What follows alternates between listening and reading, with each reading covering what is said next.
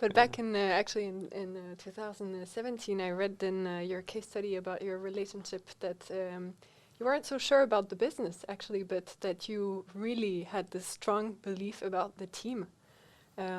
How do you feel about the business now? Better. I mean, but this is not super specific to Organic Basics. This is just I mean, you were really young at that point in time, right? You were, and everyone is when they're racing their pre-seed round. It's just you at a certain point, there's not really so much data else you can build your conviction on, right? So this is not specific to Organic Basics. It's just sort of a stage thing, right? Where at one point you have to say, okay, well, is there demand? Yes, there is. Okay, or can they scale it a little bit? Yes, they can. But do you know anything about the unit economics? No, you really don't. Right. So how does this look at scale? I think for a pre-seed case, that's where you do have to have that team conviction. That's the missing piece. Otherwise, you can't really make the decision. So it was important. Yeah. And have they lived up to your expectations? Yeah. They exceeded them, I think, because I mean, we didn't. I mean, we couldn't imagine what it is now at that point in time. Yeah. Maybe you couldn't even. I don't know. But yeah, it's been very good to be an investor so far. Yes. Were you a part of changing their strategy from going from selling boxes and subscription more towards a broader product portfolio? No, I don't think we would have played a big role in that. You and I have always talked about data, but I think all those specific discussions there, you guys always. I think indirectly you probably were, right? Because Daniel was very good in the beginning to sort of like sanity check the way we approached our expectations and forecasts and like, okay, we can just scale this by just adding more and then we'll just go directly like this and blah, blah, blah. And sort of like he sort of like sanity checked a lot of the metrics we're using and the way that the data we used to make decisions in the end, right? And all of a sudden it became painfully clear that we needed to change direction. But honestly, it wasn't one of those cases where you're looking and see, okay, we have this product that is not working. What actually happened for us was that just a lot of women started approaching us, asking us to make women's underwear. And we were a men's underwear company. We thought it was a bit special because as men, we wouldn't approach Victoria's Secret and ask them to do men's underwear, right? No, of course not. There must be some connection. Maybe women actually really want organic underwear. Yeah. So we played around with this hypothesis and we just launched initial women's products, and within a very, very short time we sold more towards women than we did to men. So it wasn't that sort of like situation where you go back to the drawing board and you want to try something completely new. It just happened more organically. It was the demand knocking on your door. Exactly. But you had quite a close relationship the whole time. Like you were like the sanity check, like you were telling Daniel was doing. Yeah. Was there anything else? Like, how did the relationship look like actually on a regular basis? Were you checking in? Honestly, I think Daniel were more involved than he wanted to be in the very beginning, because after we raised our first investment round, which was Daniel and a few other investors, we quickly realized that the expectations that we had set towards these investors in the beginning, it would become very, very difficult for us to meet that, and we were running out of cash much quicker than we expected. And so Daniel and I sort of like sat down and we started really to try and understand how can we sort of like predict the cash flows, how can we make changes to this, how can we sort of like turn this like money-burning business into something that can actually become profitable in time, right? So I think that's the big value add we saw from Bumble Ventures. And Daniel has also always been sort of like in a pre-seed round, often they will choose one person that will be the lead, not necessarily the investment lead, but the lead towards the company and the one that has the most touch points. And that's always been Daniel. So I would say we've been working closely together. Yeah. I mean, especially in the Vesterbo days. A couple of weekends. But it's been great. It's more, but yeah, there was that hump there in the beginning where we were like, oh shit, wow, there's some metrics that we need to get more firm on and that kind of stuff, and it was tough, but that's where something as simple as like, do you like each other and do you respect each other? I think that helps a lot when you then have to have these like really intense chemistry, periods. I could imagine, Yes. is super Yeah. important. Yeah. Yeah, absolutely. Yeah.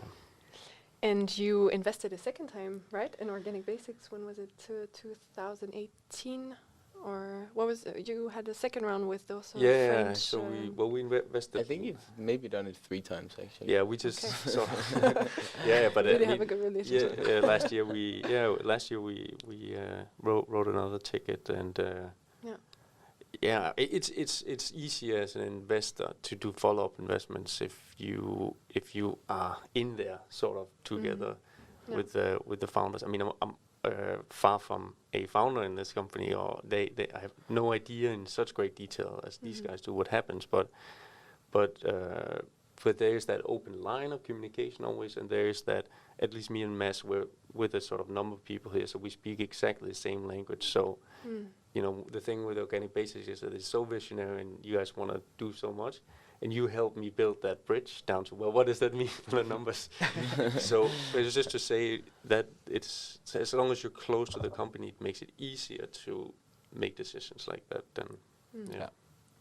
Because we read, when we were researching a little bit, we read in Finance that you had carried this international expansion strategy, which had accumulated quite a big, I don't know if it's so substantial, but deficit of 10 million kroner.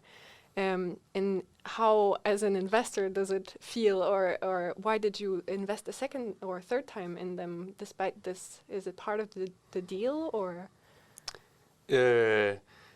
Well, I don't even know what to say about. I mean, that article is, yeah, I don't know if but I mean, we're venture investors, right? We ask them to run those deficits, right? I mean, it's I mean, the whole model is to say,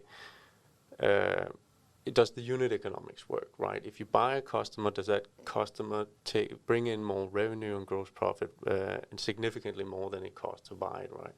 And we scale that up.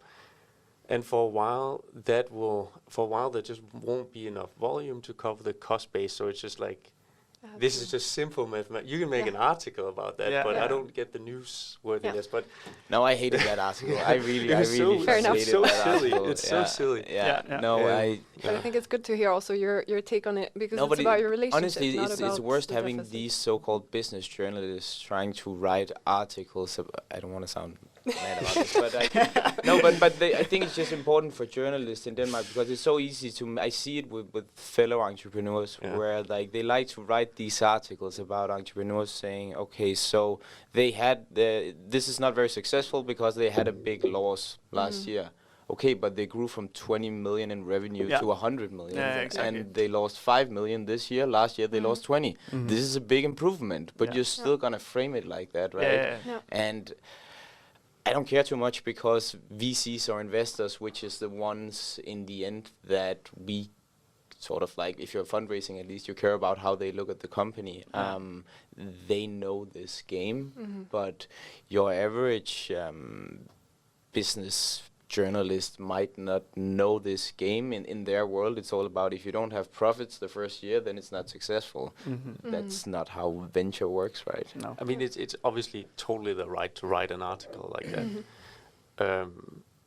But I mean, but there is a recklessness to it, maybe a little bit, because your employees read that and they're like, don't we have any money? Yeah, exactly. But Are we fired?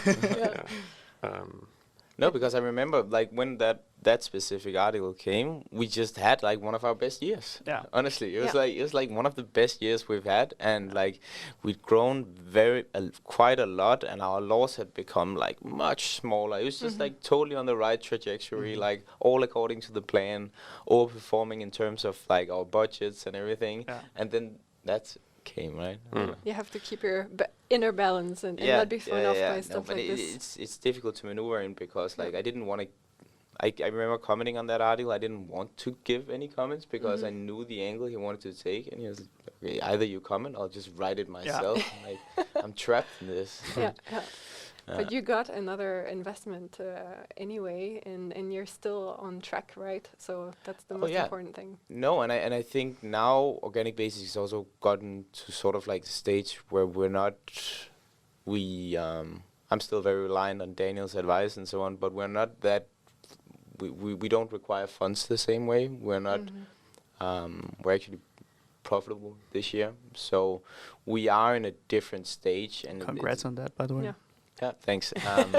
No, so it changes a lot in these dynamics, and it changes the way that you work in a way, because you're not constantly trying to make yourself seem attractive in the media or whatever. I don't think we've done any media articles for quite a long time because it's not the focus right now. No. And it's it gives a lot of breathing room that you know that you don't need to raise a new round in the next 6 months or 12 months or whatever. Yeah.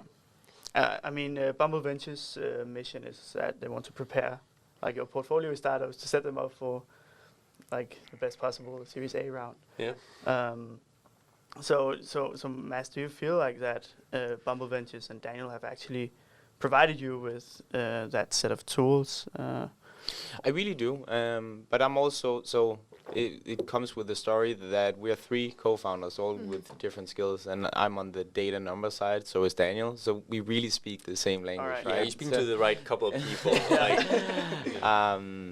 No, but the we actually discussed this yesterday as well. But the bigger you get, the more important predictability becomes, right? Because it's gonna hurt that much more if you're not predicting right in terms of your cash flow. Or cash flow is the most important one, right? Yeah. Because otherwise you can't exist. And I think with the bigger investors become, my experience at least is that then they want to evaluate the company for a longer period of time. So you can't just show them a point in time and say, right now we're doing super well. They will meet you and you tell them you're doing well, and they will evaluate for the next 3-6 months, something like that, right?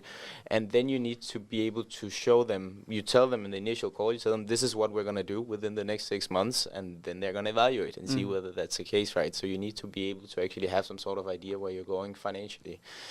So both on a revenue level and cost and cash flow level. So I think it's important. The bigger you get, the less room you have for error there, because they're not going to trust you. If you say, hey, we're going to do 30 million within the next 6 months and you do 10, then I think the financial predictability is, in my world, very, very, very important. Yeah.